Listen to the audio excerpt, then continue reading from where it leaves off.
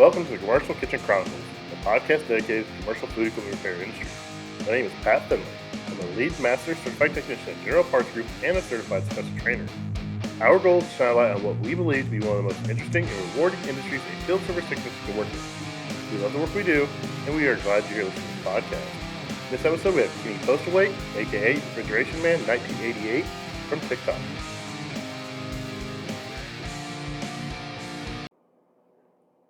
This episode is brought to you by Viega. As an industry-leading manufacturer, Viega not only provides training support for their press fittings and systems, but are also dedicated to the continuing support of trades education. What's up, everybody, and welcome back to another episode of Commercial Kitchen Chronicles. Tonight, Jason, Rich, and myself are joined by very special guest, Kenny Postlethwaite.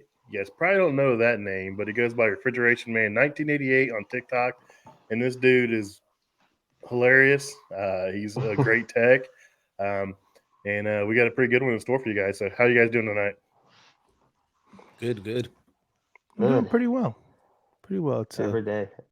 It's a week. It's a week for me. Yeah. And before we get too far into this, I just want to say in regards to Kenny on TikTok, it's the sarcasm and the pettiness that does it for me. When people call him a hack or something like that, and he goes back and forth, I'm like, that's my dude right there. He just picked that up. He just picked that up here kind of lately too, because he never used to really do it too much, but now it's just like, okay, they're going to chirp at me, I'm going to chirp right back. So I love it. But listen, if people come onto the app and they're like, and they critique something, and it's like, constructive criticism. Hey, I'll eat it up. I'll even look into it. If I see something, I'm like, I don't know. I'll look into it. But then there are people on there, man, that, hey, I'm petty, bro. Like, I I'm love petty it. I too. mean, I enjoy it. I can be petty. I mean, I've learned to on online. For me, it's fun because somebody will call me a hack, and I'll just be like, yeah, you're probably right, and then I'll move on because I just don't have the energy to argue with ignorant people that think TikTok is real, basically. But then I go to your page and I'm like, he's saying all the stuff that the inner me really wants to tell people. Yeah, I can't. I've only really had one issue with one individual, and I had to step away from that one. I just learned how to block people just recently. One person was ticking me off. I was like all over. I'm like, why isn't there just a word that says block? I had to Google it. You have to, like, you're going to forward their stuff, and then there's an option. I'm like, oh, okay, that's a dumb place to put it. Yeah, TikTok's kind of weird for that. I got a guy on Instagram, and like this post is like, it's like 2 months old now, and he's still on there, like just like bashing what I'm doing. I'm like, I don't even care. Like at first I was like, I tried to fit in myself. I'm like, no, I'll just like keep poking the bear, and like, because he's commenting, he's just driving us further into the algorithm. So I was gonna be like, yeah, whatever, dude. I just keep poking the bear, and he just keeps coming back like every day. I'm like, this is great, dude. Yeah. People like therapeutic psychopaths. I used to block them, man, but when you block them, that engagement goes away and it hurts you. So you got to keep it on there. It's just like, you just can't let it get to you, man. I've talked to guys that have huge accounts. I'm like, how do you do this? I'm like, I just ignore it. I'm like, how though, man? I can't do that. I want to be like, you suck. Your wife's ugly. Your dog hates your guts. No. That's why you have me and Jason, bro. I told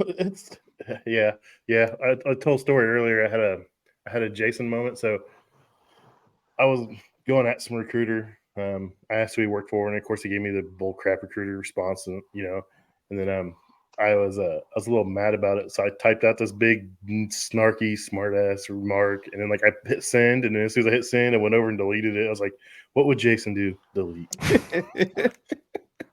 Jason's our voice of reason. The alternate WWJD. Yeah, that's for sure. So I mean, on your content, you never know what you're going to put out. I'm like, you were showing how to pinch off and brazen a pressure switch the other day, and then like Rich said, you're in a Grinch costume dancing on Grinch filter dancing on the roof working on a condensing coil or something. Right. Or you're in the gym doing some stuff, and you're all over the place. It's great. Yeah, I love it. Testing your kids' food to make sure it's not poison. Yeah, you know what I mean? So my TikTok is mainly refrigeration based. When I strike out on my own, that's where I want to be. That I want to do commercial. I've done the residential side, and I've done the commercial. Some people are like, "Oh, I love the personal interaction with individuals in their home." I don't. That's not for me. I don't either. like it. You know what I mean? Like some people have it. I don't. I like a good manager in a restaurant. You know what I mean? Who takes care of their stuff. I like that. But yeah, my TikTok, when it comes down to how I base what I put on there, so I want to stay in shape, and I need that for this job. You know what I mean? Like I'm up and down ladders all day. So the gym, I start my day off every morning at the gym. It's where I go to get my time. Then I go to work because I got to provide for the family, and then I come home, and then my family exceeds my job, but my family gets me next. You know what I mean? So I appreciate everybody who stayed up to watch this late tonight. You know what I mean? My family appreciates it. I got to put my kid to bed, and those are the things that I want to focus on. You know what I mean? If I'm not working on myself, I can't get better at what I want to do as a career, and that's this.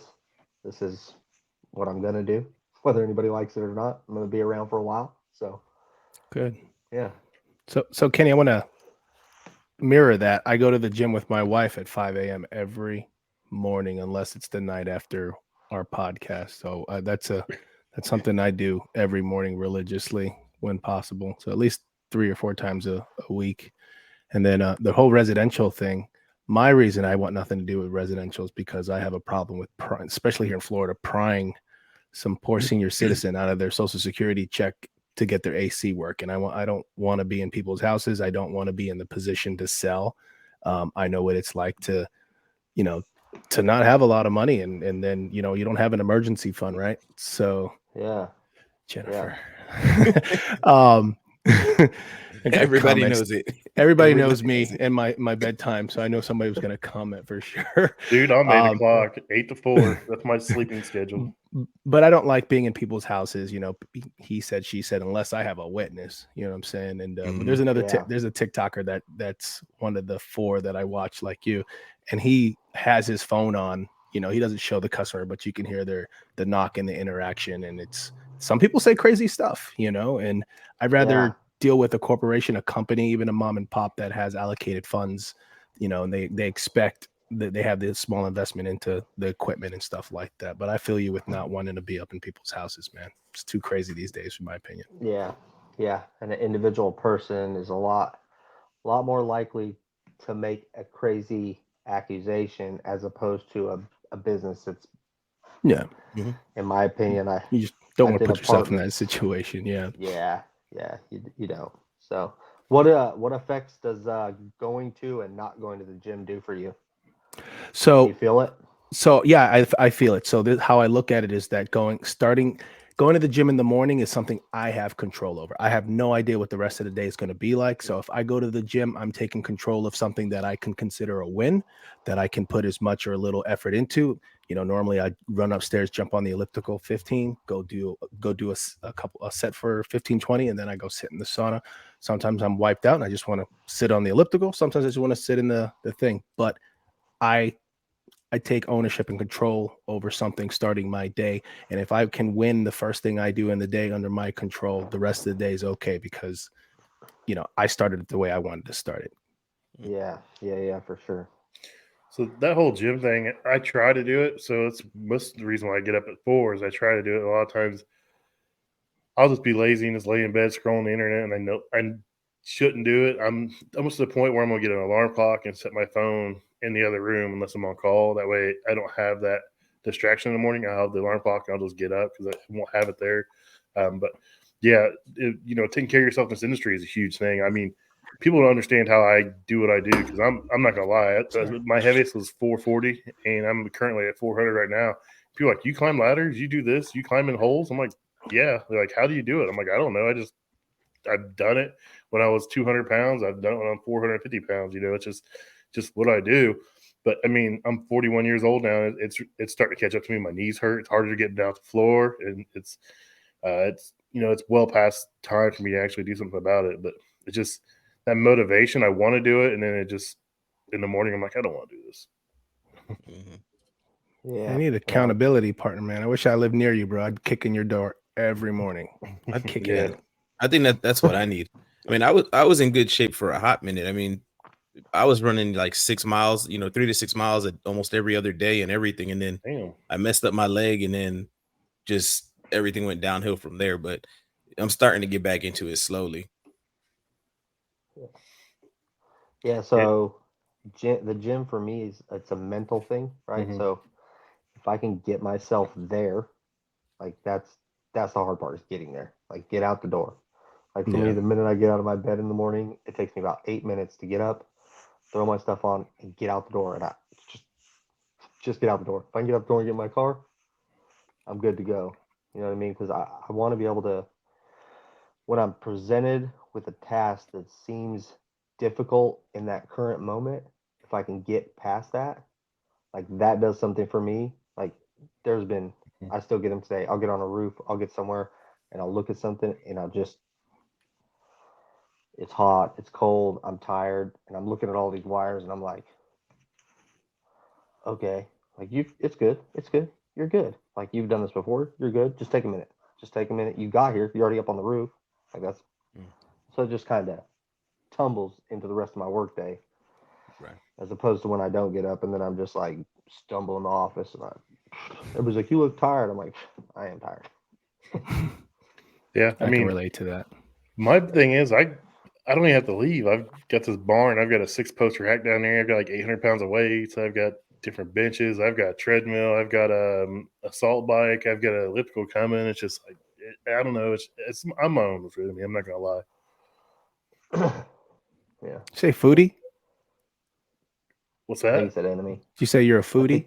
No, It's sleeping worse enemy. Jason's bedtime medicine is kicking in. Like, food?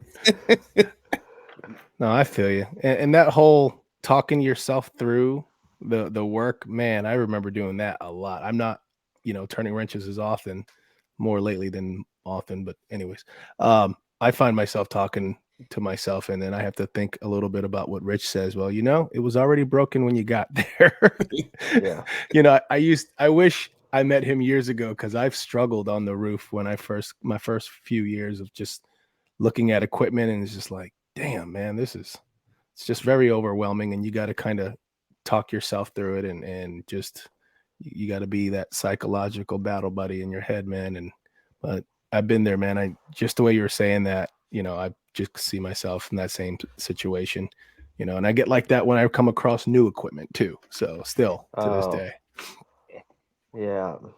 Every time, it was like, okay, I got the basic concept of a walk-in freezer, fan delay, defrost termination, safety, the heater limit. Like, I've got it down, and then they like sent me out, and I show up, and it's this intelligent with electronic expansion, and I'm like, with the big knob. I'm like, come on, man, the knob's not working. I can't get the passcode in. I'm freezing. I'm like, you know what I mean? It's like, this is so.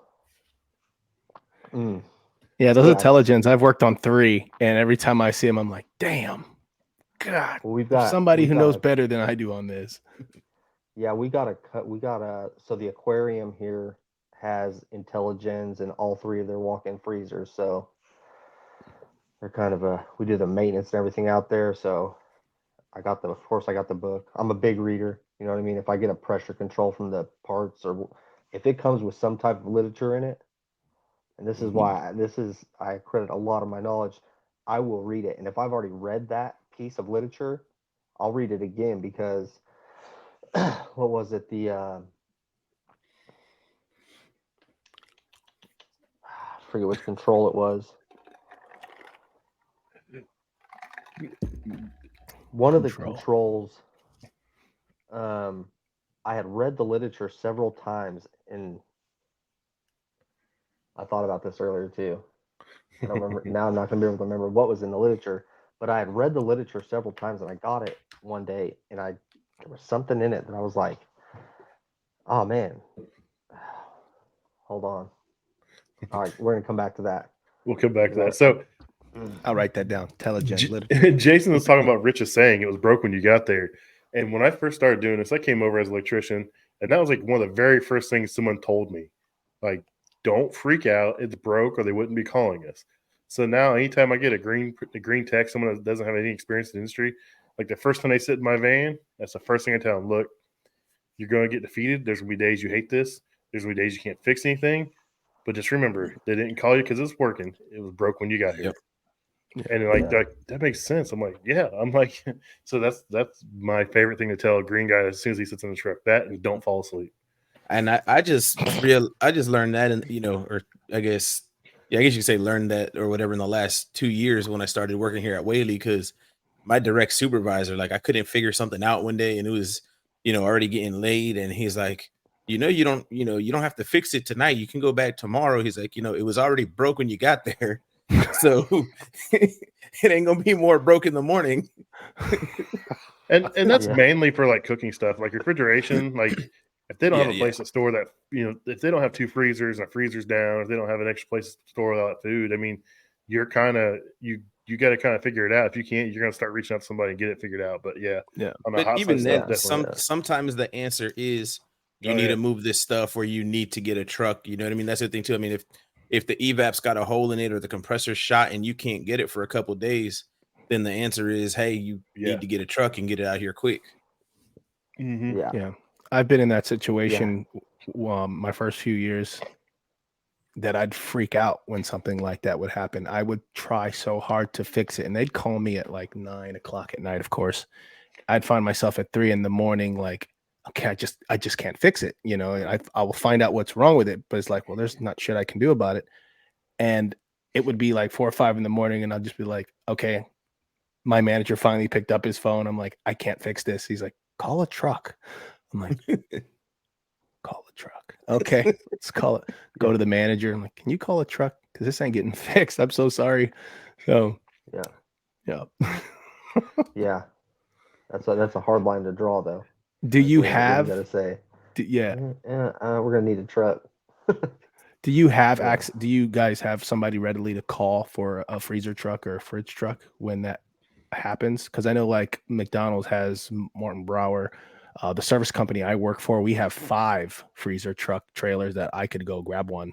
We have a separate section for renting those for emergencies, but we use them for ourselves if they're down, and if it's because we can't get the part, we give them the option. You want to call your people, or you want me to run back to the office and bring you one that's at 0 degrees. We keep them at 0, and then if it's a fridge, we just drive it there and pull the temperature up, or it won't go that far out of range if it's already at 0 and the drive's not far. So I've noticed a lot of service companies starting to have those trailers they can rent, or if they run into situations they can bring them out. So that's a pretty cool option. Yeah, that's real cool. Yeah, I just try to keep the number of some local guys, local companies that do it. I think most of our customers know people, but if they ask me, I got 2 or 3 numbers somewhere in my phone that I'm like, well, I don't know these guys, but I've seen their trailers around. Call them. Yeah, it's probably good to just give them a call and make a relationship with them and figure out if they don't mind coming out in the middle of the night, what the deposit is and how they work, and maybe regionally or geographically, if I'm on this part of town, this is who I'd call, or a backup or something. That's a good point. Yeah. So seems like that'd be a good investment. So what made you start just putting stuff on TikTok? Just you were just bored one day. It's like, hey, I want to share what I do. You want to show off your dance moves, or what was it? So okay. So actually, I have a 18-year-old son, and it was initially to try to get him interested. I was like, I'll get him to follow me. He'll see. He had done some of the apartment stuff. He had showed up and helped me at the apartments before. And my dream is that I'll one day have a company of my own to give to my children, to let them do with whatever. I don't care. I'm going to be dead at that point anyway. You know what I mean? So, but I don't want my kids to not have. I grew up in foster care, so I didn't have. You know what I mean? I have 2 brothers, and that's it. So I don't want to be the reoccurring door. So I'm going to build something. I want them to have something, and that was kind of my way to try to see if I couldn't. In my opinion, technology or TikTok is a child's kind of thing. Like a lot of kids are on there. You wanted So to if you're gonna relate get with them. kids interested. Yeah. Yeah. So if you want to get kids interested, you go to where kids are hanging out. Correct. You know what I mean? Like a recruiter, Army recruiter or Navy or whatever, they go to the high school because that's where new recruits are. So I was like, okay, well, I want my kids involved in this, so I'll just go to where the kids are. You know what I mean? I want them to get the younger generation kind of interested. And there's a lot of young kids that do follow, my son being one of them. And that was kind of why I decided to do it. But then I found that TikTok is really a place that people will critique your work to the point to where you can become better if you let it. You know what I mean? If you That's good. if you don't let it dig at your skin and you can take constructive criticism and ignore the rest of the crap that comes along with it. Because people get on there and be like, hey, that's wrong. And then you're like, oh, yeah, I did do that. And maybe that is wrong, so I can look into it. And I've done that time and time again. I've had people call me, hey, you didn't do this. And I'm like, yeah, I didn't do that. It's something for me to do next time. You know what I mean? Yeah. Well, we're all still learning. So, I mean, it's a good. Oh, yeah. I mean, I'm heavily on Instagram. That's my main one. I'm trying to do more on TikTok, but I think TikTok I gotta like try to be funny, and I just can't do it. And I don't have to be that way. I don't have to be that way. But see, and I gave you a compliment earlier. Now you're laughing at me. But, I took my pills already, man. Yeah. Pay no attention to Jason. He's gonna start talking in a funny accent soon. Yeah.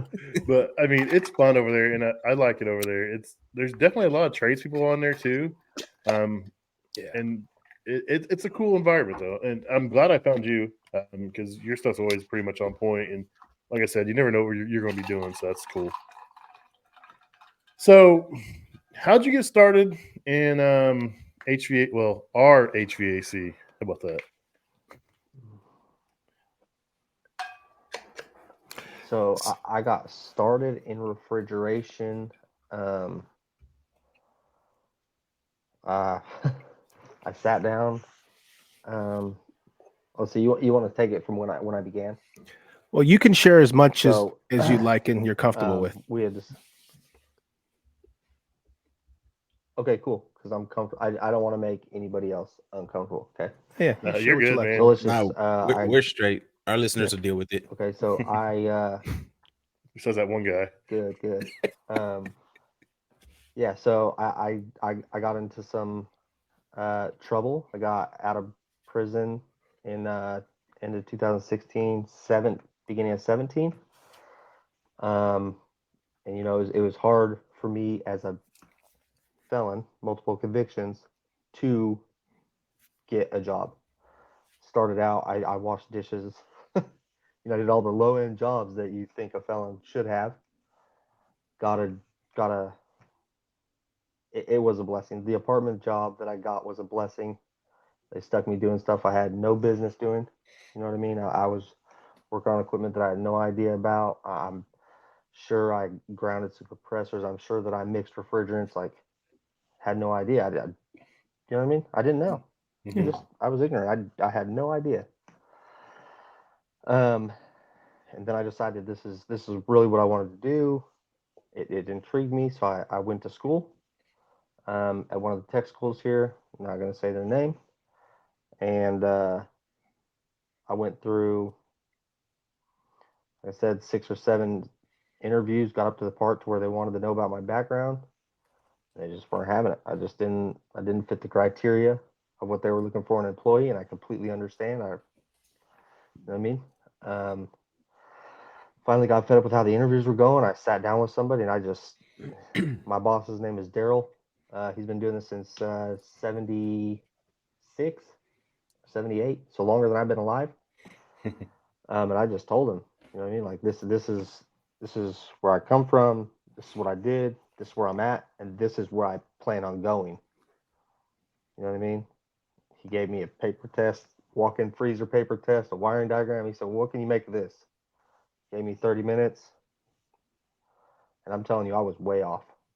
wiring diagram, piping diagram. I was way out there. I completely missed on that thing. And he was like, I'll give you a shot. Like, I knew what a compressor was, I knew what an evaporator was, I knew where the high side and low side. But when it comes to refrigeration, you got an accumulator, you got all these other different controls that you don't see, or you don't hear about in tech school, and that I'd never been, had experience with.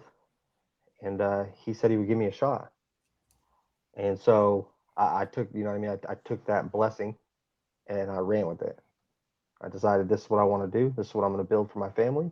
This is the kind of person that I want to be so I can get to where I need to be.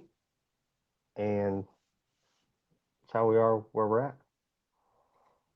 So, Adrian, applaud you for turning it around. So, I know that probably wasn't the most comfortable thing to talk about, man, but much respect for you, dude. I mean, For sure. that's cool. Well, Yeah, Kenny, you can only, you gotta. Yeah, that's You gotta being be able to vulnerable take like that. responsibility. So. Yeah, being vulnerable like that, it's a lot of respect, because there's no testimony without the word test first, right? So somebody is done worst or been through it, and they have no idea where they're at right now. They're probably cleaning dishes right now, wondering what they can do. And to hear somebody else who's gone through those trials and tribulations and came out on top, or in the process of turning things around, you got a family, you got things to work for. That is a good that's a good thing to share with people. I know it's uncomfortable. We all got a past and whatnot, man, but I commend you for that. You're doing great. Yeah, that's awesome, Well, bro. I appreciate that. Yeah, Man, you're putting these things up and down so fast, I don't get a chance to read them. I'll put it back up there. It was on the screen for 5 minutes, Jason. Was it? Stupid. Jason's in a time warp. All right. You can take it down now. Thank you. So you're everywhere. I mean, you're at looks like you were working on a walk-in cooler that was like in a roof. You had to tear part of the roof off to fix it. And then you're in a Golden Arches drive-through working on the cooler or ice machine. I mean, Yeah. Seems like you guys just service everything out there. Yeah. So my boss's rule is, if they're a trustworthy customer and they're willing to fit the bill and it cools in any type of way, we'll fix it. You know what I mean? That's I've serviced, and like I was telling you guys, I'm coming up with being with this company for 3 years. I've worked on margarita machines, cryogenic chillers, cryogenic. Man, I've worked on some stuff that it's been crazy. Yeah, there's not a lot that we won't work on. Nice. I never would have guessed 3 years in refrigeration. So I said No. I said 4, and I was like, well, I'll just throw 4 out there because I heard you mention, I don't know if you ever said it, but you just said, you didn't have a whole ton of experience. And I was like, but the stuff you're doing, like, it's like textbook stuff. It's like good quality work. It's like you wouldn't expect someone that's only been doing it for 3 years to be doing this kind of stuff. So I'm thoroughly impressed, man. So yeah, well, I listen. I appreciate that, and it comes with a lot. Like I was telling you guys, like I took on extra calls. You know what I mean? Because this, like, when I started to do this, and I started to actually enjoy it, and I mean, it doesn't matter, cold days, hot days. Like I was enjoying it. I'd be covered in soot, dust out of a blower, and I'm just time of my life. My adult Legos. You know what I mean? This was my Legos. Jeffrey, here, he's a Lego guy. This is my Legos. And I would read, and I studied, and I picked up extra calls. And anytime somebody said, "Hey, I need help," or "Hey, do you have an opinion?" I looked into whatever it was so I could have. You know what I mean? This is because this is what I want to do. That's a hell of an outlook, man. That's a hell of an outlook. Yeah, and I respect that so much. I've got guys that I work with, like especially some guys that they're PM techs, and they've been with the company 5 years or more, and they're like, "Oh, I never got the chance to be a tech," but they won't put in any of that legwork to do the learning and the studying on their own time. And for me, dude, when I got into this, the company I worked for, we still had these thick binders that were the service manuals, and in my downtime, I used to read through those. You know what I mean? I put a lot of my own time in it. Obviously, you did, Pat did, you know, Jason did, but it's like these days people, you know, if I'm not getting paid for it, I'm not going to train. Well, then you're never going to get paid for it. You know what I mean? Like I make the money I make and I do what I do because of all those years where I wasn't making squat and I was doing the same stuff you did, taking extra calls, working late, you know, putting my hands on anything they would let me work on, calling tech support, all that kind of stuff. So, you know, you're doing obviously what needs to be done. And that's the reason, you know, I don't know about Jason, but me and Pat thought you were like, you know, I thought at least you were at least 10 years into this thing, not, you know, 3 years. I thought for sure. So that's cool. But that's good. I mean, and my work ethic, that's what I want it to be like. You know what I mean? If I can get better, or there's a better way to do it, and I can figure it out, that's what I'm going to do. I mean, I'll tell you this. I've been doing this, you know, like 17 plus years. And I look at some of your videos to try to learn stuff. You know what I mean? Like I'm looking at your stuff. I'm like, oh snap, I didn't know that. You know what I mean? So the fact that you know, you're doing what you're doing, that's very impressive. Yeah. I'm on the record multiple times saying that you can be okay just doing what, you know, your work gives you, what they training they give you. But if you truly want to be great or exceptional, you're going to have to do some things on your own. You're going to have to learn some things on your own, you know, and it may suck for a while, but eventually it's going to pay off. Yeah. You guys ever seen, so like I was saying, my boss has been doing this for longer than I've been alive, and he has his own library, right? Like he has a room, and it is just shelves with manuals that he has taken or he has built up. And listen, just when I figured out he had that, I was like, hey, you got a manual for this? He's like, I don't know, go look. Go in there and sure, you know what I mean? He's got it. Yep. So it was like, and I can't stand the manuals on the phones. I'll use them, but if I can get my hands on like a real binder, I mean, it makes all the world. I mean, it makes the world of difference for me. Oh yeah, because on the phone you got to blow it up, or if you accidentally touch it in the wrong spot, it scrolls like 40 pages somewhere else. You're like, where was I?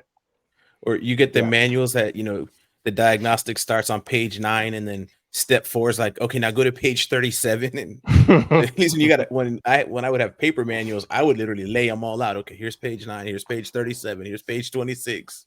Can't do that with the iPad. Yeah. What were you working on with your video today? You had a pump. What was that on? Yeah, so it was on a wash tank. They just put it, that's for cleaning parts. Okay. So it was a company that is kind of a takeoff from another company that sold out. And we used to do all their refrigeration. They do like carbon, like highly explosive carbon stuff. What is that? I don't know. So they have a bunch of refrigeration that we work on, and they were just like, "Can you work on this?" I was like, "It's a motor, right?" I think so. Yeah. You know what I mean? So I just went and I just see. I'm not one to shy down from something I don't know. So they said, "Oh yeah, we got a wash system and the pump's not working." And in my mind, I'm just like, "Well, a pump just has some type of propeller and a motor on it." You know what I mean? So in my mind, I can work on it. So I just went out there, and it was just very simple. Motor had, you know, one of the legs had melted off, and bearings were bad in the motor. So yeah. So do you just go through your sequence of operations with any piece of equipment and just figure out where it stops, and that's probably the problem? How do you approach? No, my approach actually usually starts at the door. I know it sounds kind of weird. Mine starts at the door. Whoever is managing the equipment usually, I want to hear what they have to say. Sometimes they're off, but a lot of the times, if they're like, "Oh, well, I heard a ping," then obviously I'm going to go to whatever I think is going to make a pink sound. But if I get on something, they're just like, "I don't know, it's not working," then I'll just start. You know, do I have power? And I'll just work my way from there. And unless it's something I've taken panel off and there's smoke, or I just start at the beginning and work my way through. It's always served me well. Yeah. You know? Oh, I get it. That's the same thing I do. I check in with the manager, then I find out who uses that piece of equipment, and then I talk to them. The manager's going to try. The manager's going to tell you what they think's wrong with it or what they, what they know. But I want to know the end user, the guy that uses that thing every single day. I want to talk to him, and then I start, getting into the unit. Mm-hmm. Yeah, I always say that whoever operates it's the most inconvenienced by it being down, so they'll probably be the most helpful to get it back up.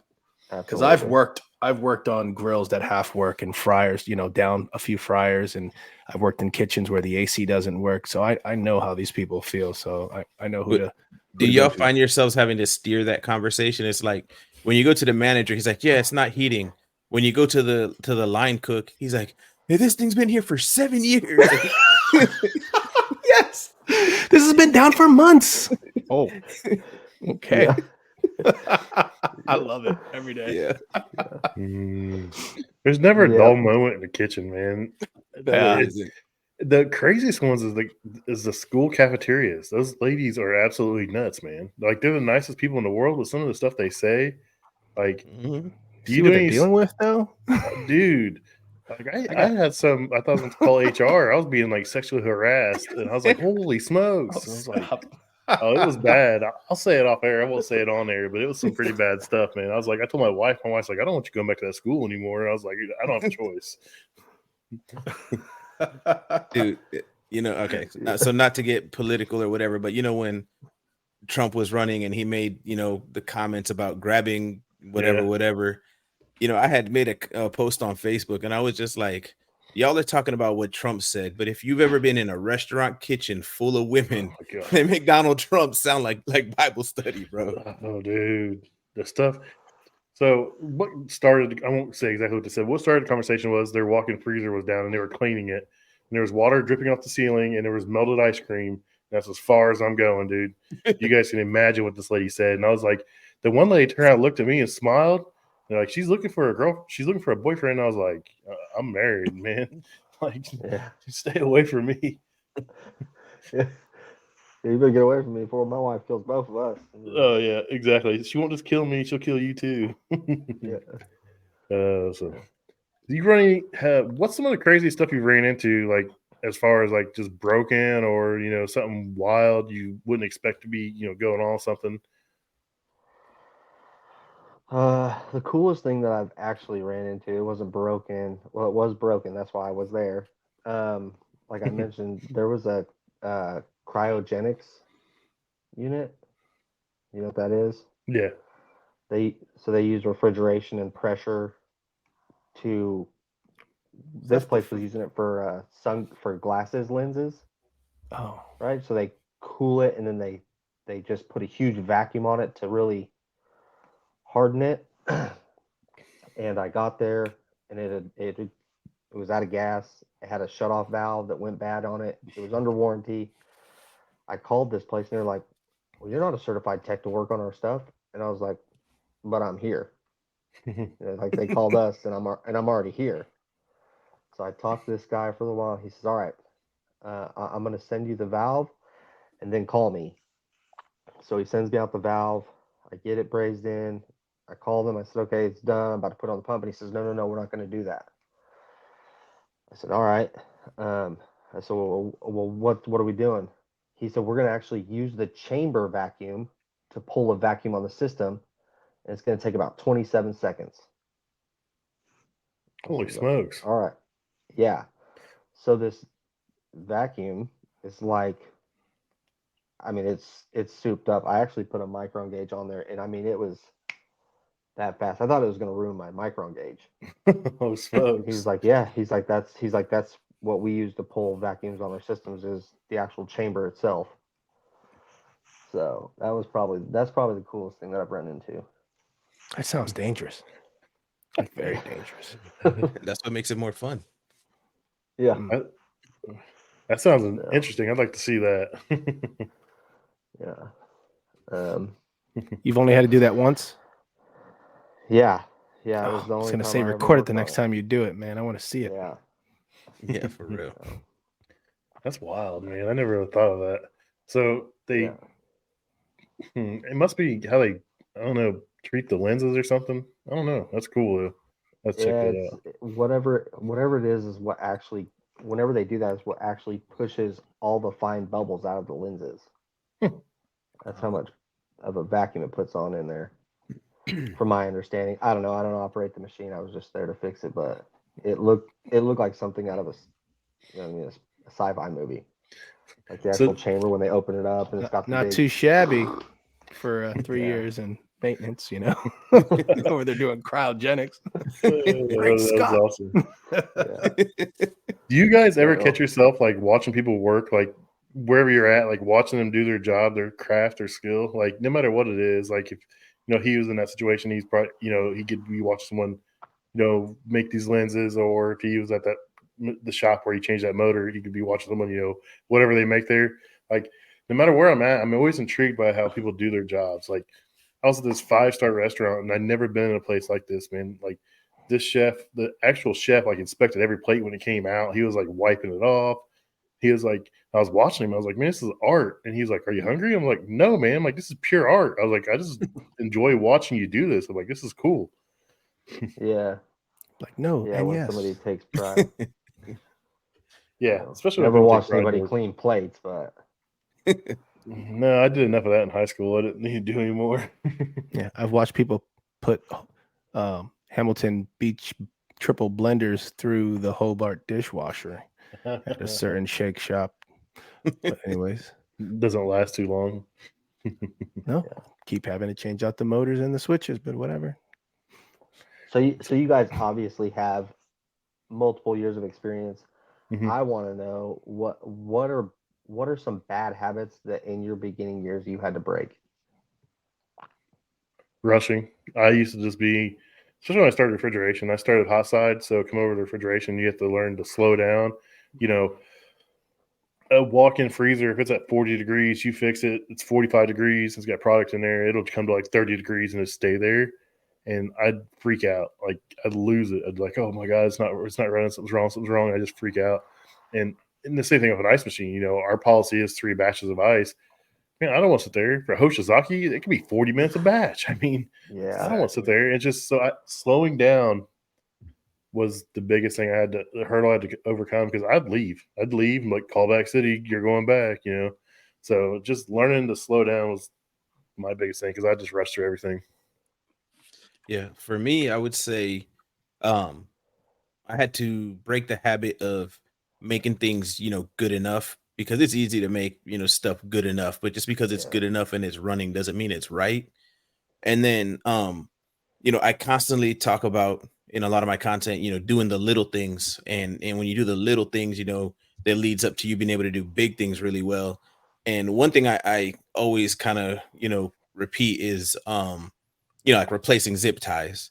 And one reason is because what would happen to me, a few times, like early on, is say I'm working on a true like T49 2-door, and I'm replacing an evaporator fan, and you've got excess wire, and I'm like, I don't want to go out to my truck and get a zip tie, so I try to wrap that wire around other wires, and then I'm going back the next day for a recall because now it's making a loud noise. But why is it making a loud noise? Because now the blade is hitting the wire that I was too lazy to zip tie or electrical tape it or stuff like that. And then that just kind of branched off into other stuff of, well, if you do this stupid thing well, you avoid needless callbacks, needless headaches. But then I realized over time that when you keep doing, the little details right, that you naturally start to make sure you take care of the big details with a better level of excellence.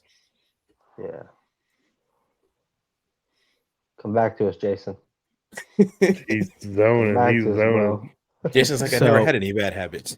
So what I did in high school was, yeah, one of the things I used to do when I first started was I'd know I would be told what the problem is, and I would get like tunnel vision on the blinders. issue, and I wouldn't take a breath and step back and start with the sequence of operations and stuff like that. And it was a really bad habit that I would get too fixated on what was broken, and there was a lot of times where I'd figure it out, but I didn't take the time to understand the underlying issue, why it happened. So it had a lot to do with me not absorbing as well as I should have when I was in tech school, and kind of being thrown out there. And doing everything wire for wire and not understanding why. And, it was years before I understood the basic wiring of an infinity switch on like a flat top. It's just like, I don't know, it's just wire for wire. Watch what you're doing. And that's why I take a lot of photos. And I still to this day, it's because the habit of, I really don't know what the hell I'm doing. So I'm just going to take photos and I'm just going to put everything back the way I found it. So it's like, I'd come in and be like, well, it was working. And hopefully no one else touched it, and it's not working now. So the issue's got to be there. But I got better over the years and whatnot. But that was getting too focused, hyper focused on that issue, and kind of going down the rabbit hole was my issue. But I got a lot better with that, and taking a lot better notes and calling for help. At very first, I didn't want to call anyone because I was embarrassed and I didn't want them to know or not know how much I did or didn't know. But at the end of the day, I didn't know shit, despite the education or whatnot. Now I was in the real world, and I needed to apply what I learned, but I needed to get help from others. And that's how I learned how to call tech support left and right. And I got much better over time by just being a little bit more humble and slowing down.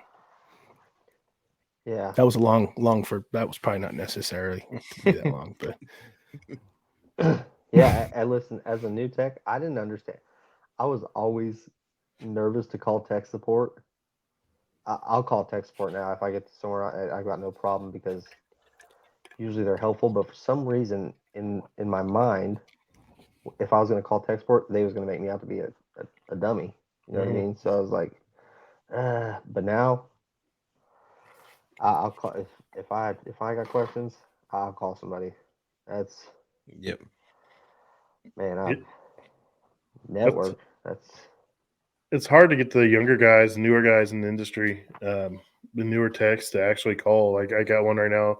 I'm struggling to get him to call us, and he'll just sit there and flounder and suffer. And I'm like, dude, why did you call?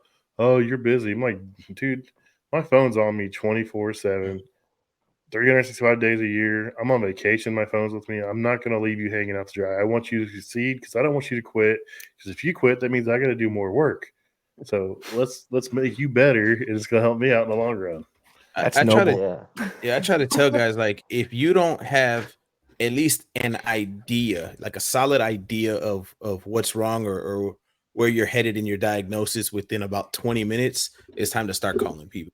You don't have to have it figured out, obviously, but if you're sitting there for 20 minutes, like, pick up your phone, call somebody, and let's get it figured out together. Yeah. And then when I finally got over the hump of not wanting to call, and I started calling, usually it'd be my boss, my field supervisor, the journeyman that trained me, and he would ask me information like, okay, so what are you getting here? And then that would click. So then I'd be, okay, well, that's something I need to have. And as I continued to make phone calls, I would have that information, but then he'd want more.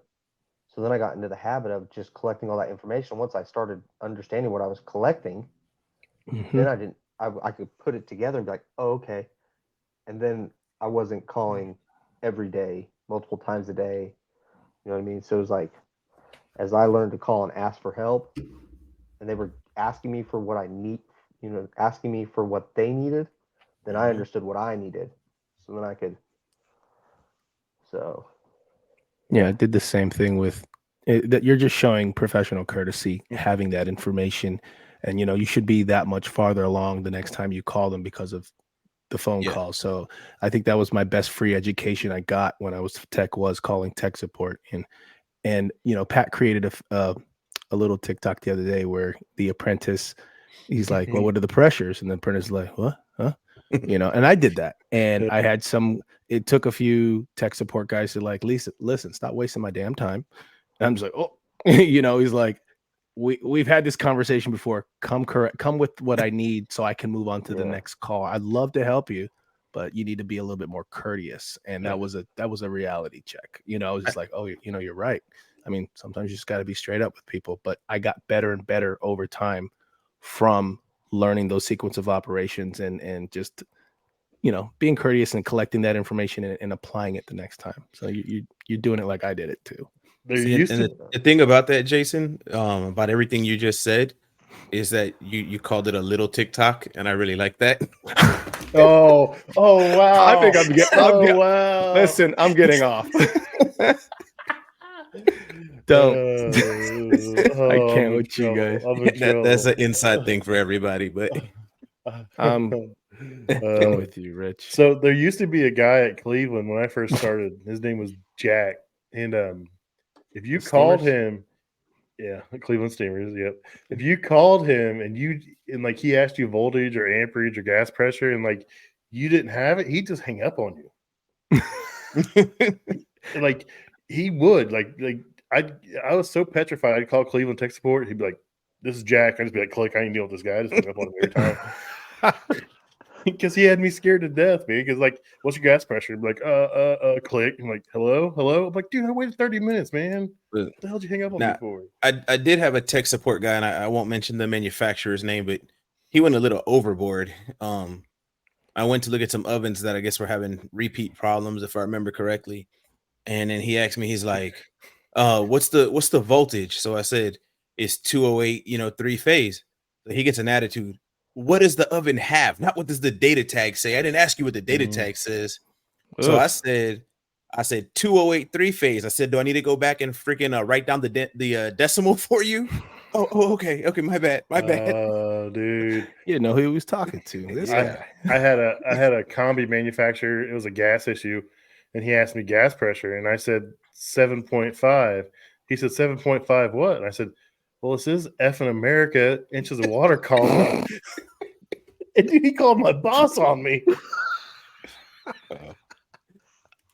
So Listen, I if get I'd have it. said something like that, my boss would have laughed at him. Oh, my boss laughed at him too, but he was like, just don't do that again. I'm like, I'm not somewhere. I'm not using, whatever. It's inches of water column, dude. Come on. Right. So there's two manufacturers. One's of an ice cream machine, a very globally famous one, and another one's a fryer company. And there's two guys on the phone that will just start rattling off stuff, explaining stuff, and I'm just like, I'm like, hey, I'm sorry, I'm not going to retain all this. Could you slow down? But they talk to me like you should just know, like, I didn't even tell you my name, so you don't know what my level of experience and understanding and comprehension is. So why don't you slow down, please? And then, but I'll recognize their voice, and as soon as I get them, I'll hang up, and then I'll call back, and I'm like, all right, I got this guy, and then the next guy's like completely different, super nice, helpful, holds my hand, and walks me through, use little words, But sometimes there's just there's that one engineer, like rocket scientist in there that wants to talk to you like you're that level, and it's like, dude, I'm just in a kitchen. I got French fries falling down the back of my neck. I'm gonna give you some information. You tell me what you make of it, and we'll go from there. So they're like judges. Together. It's their world, man. It's their world. So yeah. Well, it's almost an hour, and Jason's getting loopy. So I'm gonna go ahead and stop this now. But first off, I've been scrolling your TikTok across the bottom. So for the audio version, do you want to tell everybody where they can find you on TikTok? That's pretty much all you do. So I tried stalking you everywhere else, but you seem kind of off the grid besides TikTok. So creature of habit. Yeah. So I don't do any other social media. I have accounts, but I don't ever get onto them. So Refrigerationman1988 is about the only where that I put anything out there. And I'll put a link in the comments of the show so you guys can click on that and go right over and check him out. Make sure you guys subscribe to him because this dude is funny. He's smart. 3 years. I never would have guessed that. I was going to say 10 plus years. The work he does, the pride he takes in his work, and the knowledge he has and he shows it's phenomenal for 3 years. So well done, man. I appreciate it. I appreciate you guys having me on. So, all right. Have a good night, everybody. Jason, I'm sorry, buddy. See you guys. If you guys would, please consider subscribing, rating, and reviewing the podcast. It really helps us grow and helps us know which direction to move in. Also, if you have any suggestions for guests, please email me at commercialkitchenchronicles@gmail.com. Or if you want to be a guest, email me. Love to have you guys on. Thanks a lot. See you next week.